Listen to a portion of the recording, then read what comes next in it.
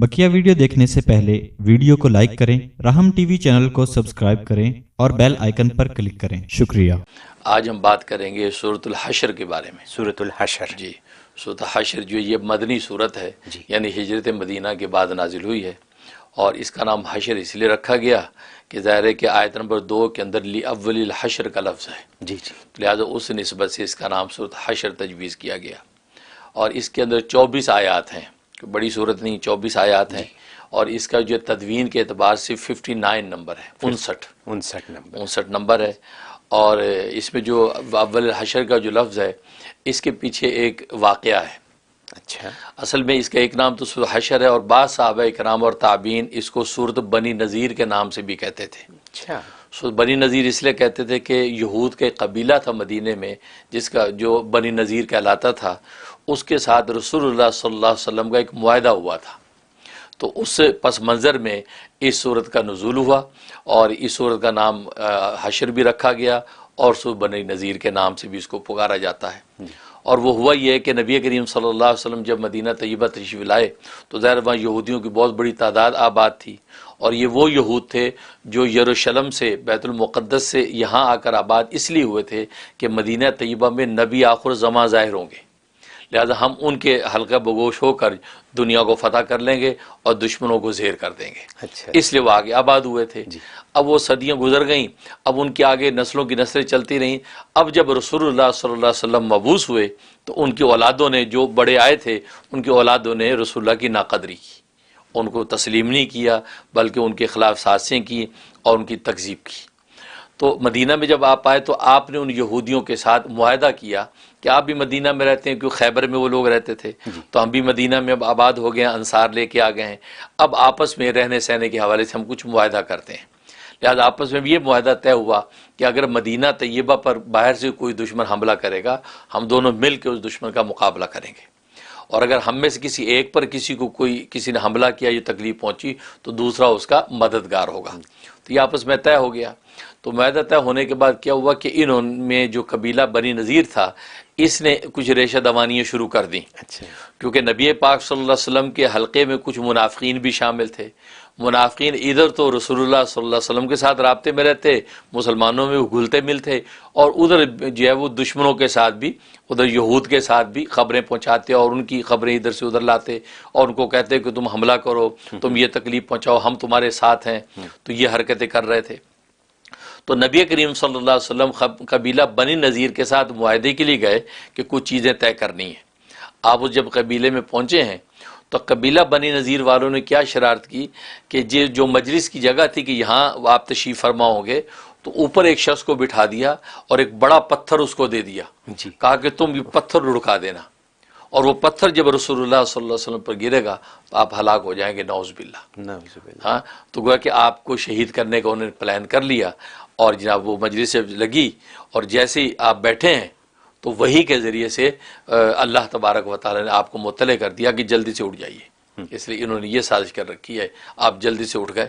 जब उठे हैं, तो उसके बाद जो वो पत्थर उस जगह पर गिरा, तो नबी पाक सल्लल्लाहु अलैहि वसल्लम ने उसके बाद तशरीफ़ ले आए, उनको फिर लिख के भेज दिया, अब तुम्हारा हमारा मुआहदा ख़त्म है, इसलिए तुमने अहद शिकनी की है, अब तुम्हें हम इतनी मुद्दत मुकर्रर करते हैं, इतनी मुद्दत में तुम अपना माल समेट लो, सिवाय हथियारों के बाकी सब चीज़ ले जा सकते हो, हथियार ले जाने की इजाज़त नहीं है। अच्छा, बाकी घर का साजो सामान, मालो दो, जो ले जाना ले जाओ, हमें उससे कोई सरोकार नहीं है। जब ये बात हो गई, तो मुनाफिकीन ने क्या किया कि बनी नज़ीर वालों से रब्ता करके कहा कि भाई जाने वाने की ज़रूरत नहीं है, हम तुम्हारे साथ हैं, अगर कल को ऐसी सूरत हाल पेश आई, हम तुम्हारे लिए लड़ेंगे। अच्छा, हम तुम्हारी तरफ से डटे रहो, बैठे रहो। अच्छा, अब यहूद ने जो खैबर में बड़े बड़े मजबूत किले बना रखे थे, तो वो किलों में बैठे। अब वो मुकर्रर मुद्दत पूरी हो गई, अभी तक वो गए नहीं, तो रसूलुल्लाह सल्लल्लाहु अलैहि वसल्लम ने आप उन पर चढ़ाई कर दी और उनकी किलों का मुहासरा कर लिया। और वो मजबूत किलों में थे, ये सोच के कि किलों के अंदर कौन दाखिल होगा, और फिर ये इत्मीनान था कि मुनाफिकीन जो है वो रसूलुल्लाह के साथ मुकाबले में खड़े हो जाएंगे, तो हमारी बचत ही बचत है। हुआ ये कि मुनाफिक तो नालायक होता है, वो तो दोनों तरफ चलता है, मुनाफिक ही होता है। वो उन्होंने कुछ नहीं किया। अब यहूद परेशान। अब आपने जब मुहासरा कर लिया, तो उन पर ऐसा रोब दबदबा अल्लाह ने डाला कि उन्होंने हथियार डाल दिए और माफ़ी की दरख्वास्त की। अब फरमाया ठीक है, बस तुम लोग यहाँ से निकलो, अब इजाज़त नहीं है तुम्हें यहाँ ठहरने की। تو قبیلہ بنی نذیر کو وہاں سے نکال دیا۔ تو یہ اس کے اس صورت کے پیچھے واقعہ، یہ پھر صورت نازل ہوئی۔ اس صورت کے اندر پھر معاہدے کے حوالے سے گفتگو کی، اور پھر جو ہے اللہ نے جو ان پہ روب ڈال دیا، اور یہ اول حشر جو فرمایا کہ اللہ وہی ذات ہے کہ جس نے اہل کتاب میں سے کافروں کو ان کے گھروں میں سے نکال دیا پہلے اجتماع میں ہی۔ پہلے اجتماع کا مطلب یہ کہ یہ پہلی مرتبہ یہ جمع ہوئے، اور جمع ہو کر جو ہے وہ قلعوں کے اندر محصور ہوئے، اور اسی وقت اللہ نے ان پہ ایسا روب ڈالا ہے کہ اسی وقت وہ وہاں سے نکل کے جلا وطن ہو گئے۔ تو یہ پہلی جلا وطنی۔ اچھا، اس میں اول حشر میں ایک بڑا لطیف نقطہ بھی ہے، وہ یہ کہ اس کا مطلب یہ ہے کہ یہ تو پہلی جلا وطنی ہوئی، تو اللہ اشارہ کر رہے ہیں کہ ابھی دوسری بھی ہونی ہے، کوئی میدان حشر تو آئے گا نہیں اس کے علاوہ دنیا میں اور حشر ہونا ہے، جمع ہونا ہے۔ وہ کیا؟ وہ پھر پیشن گوئی پوری ہوئی حضرت عمر رضی اللہ تعالیٰ کے زمانے میں۔ حضرت عمر رضی اللہ تعالیٰ نے جب بیت المقدس فتح کیا، اس وقت بھی یہی صورتحال پیش آ گئی، اور آپ نے یہود سے کہہ دیا تم یہاں سے نکل جاؤ، تو ان کو وہاں بیت المقدس سے یہود سے نکالا، دوبارہ پھر یہ ہوا، اور یعنی خیبر سے آپ ان کو نکالا، ادھر سے بیت المقدس سے نکالا۔ تو گویا کہ جو اول حشر میں اشارہ کہ ایک اور وقت آئے گا تو اس وقت بھی۔ اور تیسرا جو حشر ہے میدان آخرت کا حشر نشر، وہ تو ہونا ہی ہونا ہے، لیکن دنیا کے اندر بھی یہود ایسے بدبخت ہیں کہ دنیا میں بھی ان کے اوپر جو 2 مرتبہ یہ حشر قائم ہوا ہے، یعنی 2 مرتبہ یہ جلا وطن ہوئے، اس لیے سورت کا نام سورہ حشر رکھا ہے۔ اور اس سورت کے اندر جو وزن اعظم کا ذکر ہے، ایک ایسے وزن کا ذکر ہے کہ جو حصی طور پر بھی اس قدر وزن دار ہے کہ پہاڑ اس کو سہار نہ سکیں، اور مانوی طور پر بھی اس کے وزن کا عالم یہ ہے کہ پہاڑوں جیسی قوتیں اس کے سامنے ریزہ ہو جائیں۔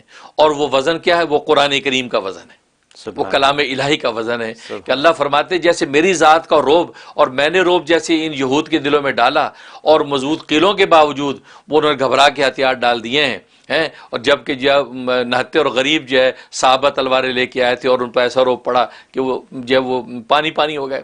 اسی طریقے میرے کلام کے روب کا عالم یہ ہے کہ کلام الملوکی ملوک الکلام، کہ بادشاہوں کا کلام کلاموں کا بادشاہ ہوتا ہے، تو میرے کلام کا وزن ایسا ہے کہ اگر پہاڑ پہ اتار دیا جائے کہ لو انزلنا ھذا القرآن علی جبل، اگر پہاڑ پہ یہ قرآن اتار دیا جائے تو لرأیتہ خاشعا متصدعا من خشیۃ اللہ، تو دیکھے گا پہاڑ جو اللہ کے خوف سے ریزہ ریزہ ہو گئے۔ اچھا، تو یہ گویا کہ اس قرآن کریم کا حصی اور گویا کہ مانوی دونوں طرح کے وزن جو ہے اس قرآن کریم کے اندر موجود ہیں۔ اور قرآن جو تمہیں ہدایات دے رہا ہے، اور جو دنیا کے چھوٹے حشر دکھا کے جو بڑے حشر کی تمہیں جو خبر دے رہا ہے، اس بڑے حشر سے کبھی غافل نہ ہونا، اس بڑے حشر کی تیاری کرو، تاکہ وہاں جو ہے تم رسوا ہو کر جلا وطن ہو کر جو ہے جہنموں کے اندر نہ بنو، بلکہ اپنے وطن یعنی جنتوں کے اندر آباد ہو۔ تو اس لیے اللہ تبارک و تعالیٰ نے اس حقیقت کو واضح کیا۔ اور قرآن کریم کا حصی وزن بھی ہوتا تھا کہ حدیث میں آتا ہے جب نبی پاک صلی اللہ علیہ وسلم پر وحی نازل ہوتی، حضرت عائشہ صدیقہ رضی اللہ تعالیٰ عنہ فرماتی ہیں کہ آپ کی یہ کیفیت ہو جاتی تھی کہ سخت سردیوں میں بھی آپ کے ماتھے پہ پسینہ آتا تھا، ٹپکتا تھا پسینہ، اتنا وزن آپ پر پڑتا تھا اس کا۔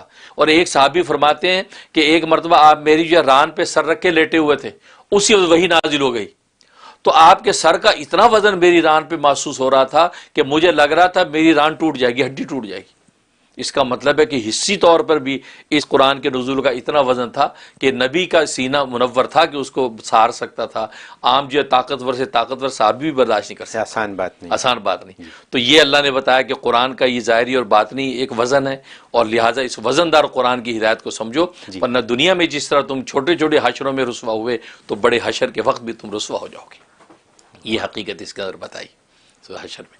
اور جہاں تک اس کے فضائل و فوائد کا تعلق ہے، تو ایک اس کا فائدہ یہ ہے کہ اگر جو کوئی بہت بڑی مہم اور مشکل پیش آئی ہوئی ہے، تو 41 مرتبہ اس کی تلاوت کر کے ختم کر کے اس کا دعا کر لی جائے، تو اللہ تبارک و تعالی اس مشکل اور مقدمے میں کامیابی دے دیتے ہیں۔ مقدمے کے لیے کوئی مقدمہ ہے، کوئی مشکل ہے، کوئی ایسی آفت ہے، اس کے لیے 41 مرتبہ۔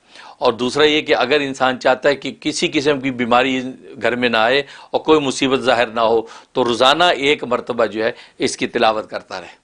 مصیبتیں نہ آنے کے ساتھ ساتھ یہ بھی ہوگا کہ مالی خوشحالی اتنی ہو جائے گی کہ مالدار کہلائے گا۔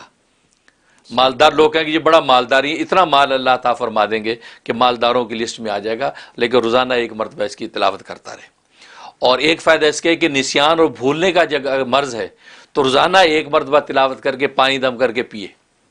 چنانچہ جن کے بچے پڑھتے ہیں، اسٹوڈنٹ ہیں، تعلیمی دنیا ہے، تو ان کو اس کا بڑا اہتمام کرنا چاہیے کہ 1 مرتبہ تلاوت کر کے روزانہ پانی بچوں کو پلاتے رہیں، انشاءاللہ ان کے دل دماغ بالکل روشن رہیں گے اور جو پڑھیں گے ان کو یہ آسانی سے یاد ہوتا اور رہے جو گا۔ بڑے بوڑھے ہیں جن کو کہ یہ مرض مرض لاحق ہو جاتا ہے، بالکل، یہ بڑا اچھا یاد کرا آپ نے، ڈیمنشیا ہو جاتا ہے بھولنے، بالکل اس کی پابندی کریں، اس میں عجیب تاثیر ہے کہ یہ جو وہ بھولنے کے مرض سے انسان محفوظ رہے۔ تو یہ ایسا ہو سکتا ہے کہ یہ پڑھ کے پانی پہ دم کر کے سارے گھر والوں کو اگر پلائیں بہت اچھا، تو ان کے ذہن کے لیے بالکل سب کے بوڑھے بچے سب کو نفع دے گی، جی یہ فائدہ اس کا۔